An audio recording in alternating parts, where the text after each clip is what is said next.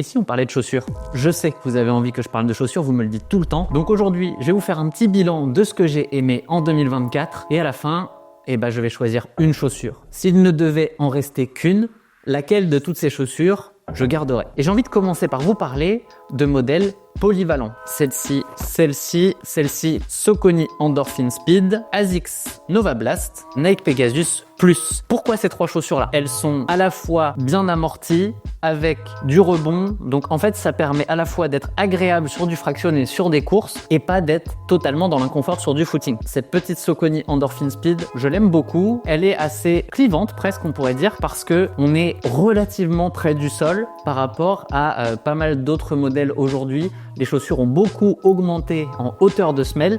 Ah oui.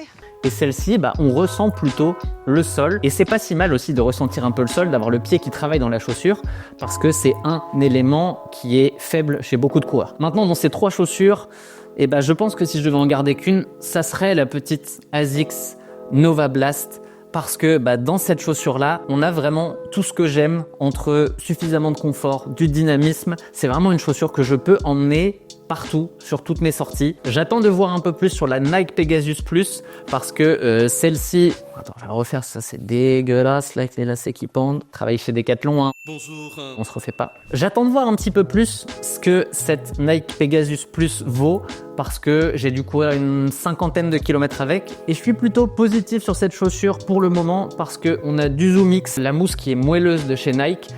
On est quand même assez près du sol par rapport à pas mal de chaussures. Et puis, ça, mon go-to, j'en ai utilisé 3 des chaussures comme ça, 3 ou 4 même depuis ces dernières années. Donc Saucony Endorphin Speed, moi j'aime beaucoup. Maintenant, vous verrez que si je devais garder une seule chaussure à la fin de l'année, ça serait aucune de celles-là. Vous verrez pourquoi à la fin, je pense que ça sera un peu clivant. On passe au confort parce que si je devais avoir une deuxième paire, tout de suite j'irais sur une paire de chaussures confort parce que au final, les chaussures dans lesquelles j'ai passé le plus de temps, celles avec lesquelles j'ai fait le plus de kilomètres, c'est mes chaussures de footing. Évidemment, on a, vous le savez, j'en parle depuis plusieurs années, la Nike Invincible. Donc ça, c'est le modèle 3. Il y a un modèle 4 qui arrive et je pense qu'il peut être encore mieux que ça. Parce que pour moi, celle-ci, elle est confortable, elle permet d'encaisser les kilomètres avec sa bonne quantité de mousse Zoom X, sa largeur de semelle. C'est vraiment quelque chose que j'apprécie, mais je l'ai trouvée plus molle, plus confortable dans les versions 1 et 2. Et je pense que sur la 4, ils vont revenir avec quelque chose qui ira plus dans ce sens-là. On va voir de quoi l'avenir est fait, mais pour l'instant, j'ai celle-ci. Maintenant, je cours plutôt avec celle-ci parce que la bleue, elle a fait... je pense qu'elle a fait beaucoup de kilomètres, je les compte pas, mais elle a largement fait ses 1000 à 1500 kilomètres. Il n'y a plus de semelle d'ailleurs. Bref, j'ai celle-ci et une deuxième que j'utilise beaucoup, un classique de chez New Balance. Alors c'est vraiment mou par exemple. C'est mou, c'est aussi peut-être avec un manque de stabilité pour certains parce que ça bouge beaucoup. Mais si vous n'avez pas de problème avec la stabilité, moi ça c'est une chaussure que j'ai beaucoup utilisée aussi. Celle-là c'est vraiment un chausson pour courir. Un chausson pour courir sur les footings, c'est plutôt pas mal. Sur quoi qu'on va ensuite Ah oui, les chaussures de compétition. Compliqué cette année. L'année dernière j'avais des choix plus francs.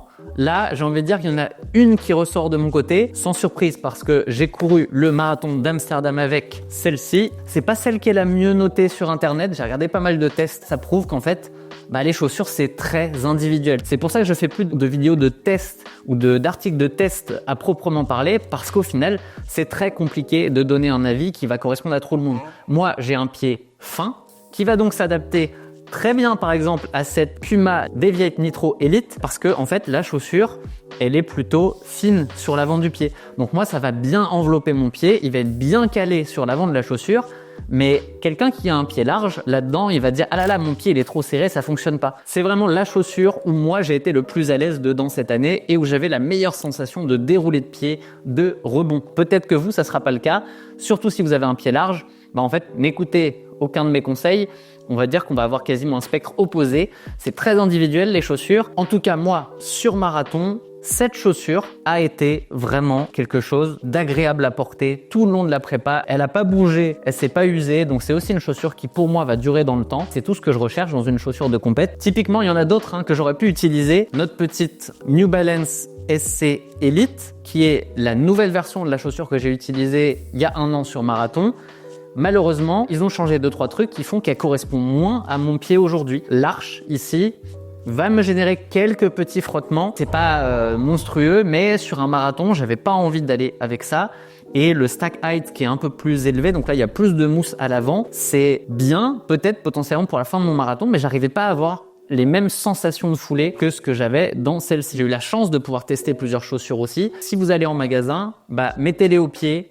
Essayez d'aller courir dans le magasin ou dans la rue si c'est possible pour voir ce que ça donne et faites un choix en fonction de ça. J'en ai déjà parlé plein de fois et c'est une chaussure que j'ai très peu utilisée cette année et c'est bien dommage. J'ai l'intention de changer ça. Une chaussure qui n'a rien à voir, la Altra Escalante Racer. Si on regarde la ASICS et la Altra, on voit bien que c'est pas du tout la même chose. Je le disais déjà dans les vidéos des années passées, une fois par semaine, j'utilisais ça.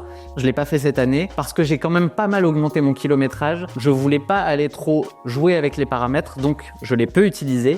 Mais là, maintenant que je rentre dans le off-season, je vais remettre ça une fois de temps en temps pour aller travailler 30 minutes, 40 minutes grand max en footing, peut-être faire des gammes avec et vraiment avoir ce côté chaussure totalement flexible. Même dans ce sens-là, vous voyez qu'on peut la flex. Bon, et du coup, je vous ai promis un sujet clivant. Si je devais garder une seule chaussure dans toutes celles que je vous ai montrées, est-ce que ça serait ma chaussure de footing, une chaussure polyvalente? Non, je sais que ça plaira pas à tout le monde. C'est ma petite paire de chaussures à plaque carbone. Beaucoup disent « Ouh là là, faut surtout pas courir tous les jours avec une plaque carbone. Ça va justement ramollir notre pied. » Peut-être pas le mot, mais ça va l'empêcher de travailler. Oui, en effet, si vous utilisez que ça, c'est rigide. Là, on n'a pas du tout la flexibilité que je parlais avec l'Altra juste avant.